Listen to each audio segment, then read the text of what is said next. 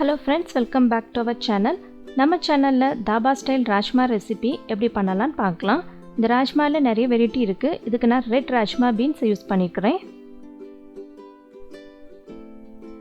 இத பாத்தீங்கன்னா தெரியும், இது வந்து ரெட் ராஜ்மா பீன்ஸ். இப்போ இந்த ராஜ்மா வந்து நல்ல ஒரு 8 hours ஊற விட்டுறணும். நெக்ஸ்ட் டே பாத்தீங்கன்னா நல்லா இது வந்து டபுளா இருக்கும் பீன்ஸ், நல்லா உப்பி வந்திருக்கும். இப்போ இது ஒரு குக்கருக்கு மாத்திரலாம்.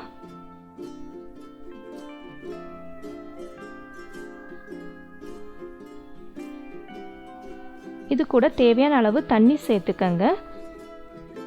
நெக்ஸ்ட் பட்டை, ஏலக்காய், அன்னாசிப்பூ, கொஞ்சமா உப்பு சேர்த்து இது ஒரு 1 to 2 விசில் நல்லா குக் பண்ணி எடுத்துக்கலாம்.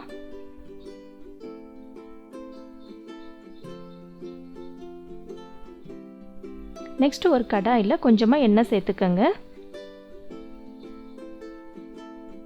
எண்ணெய் சூடானதும் இதோட கொஞ்சமா ஜீரா சேர்த்துக்கங்க. நெக்ஸ்ட் வெங்காயம்,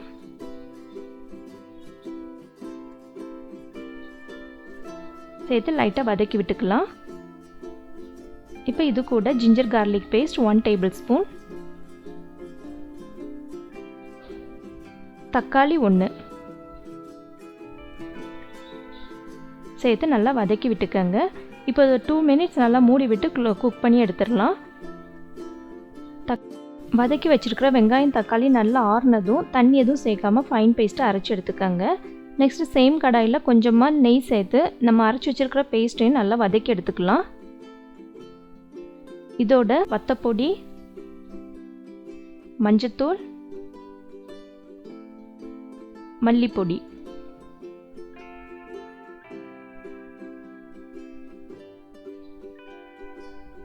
சேர்த்து நல்லா கிளறி விட்டுக்கங்க. நெக்ஸ்ட் இதோட 1 கப் தண்ணி சேர்த்துடலாம். இந்த தண்ணி வந்து நீங்கள் ராஜ்மாவில் குக்கரில் வேக வைப்பீங்கல்ல, ஸோ அந்த தண்ணி கூட சேர்த்துக்கலாம். இப்போ இதில் எண்ணெய் பிரிஞ்சு வந்ததுக்கப்புறமா நம்ம வேக வச்ச ராஜ்மாவை இதோட சேர்த்து நல்லா மிக்ஸ் பண்ணி விட்டுடலாம்.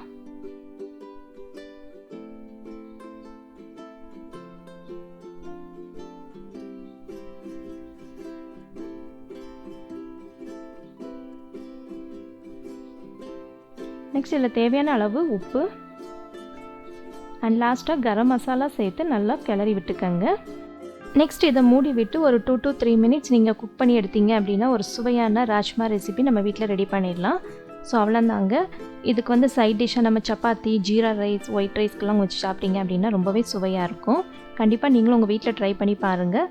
வீடியோ பிடிச்சிருந்தால் லைக் பண்ணுங்கள், ஷேர் பண்ணுங்கள். தேங்க்யூ ஃபார் வாட்சிங்.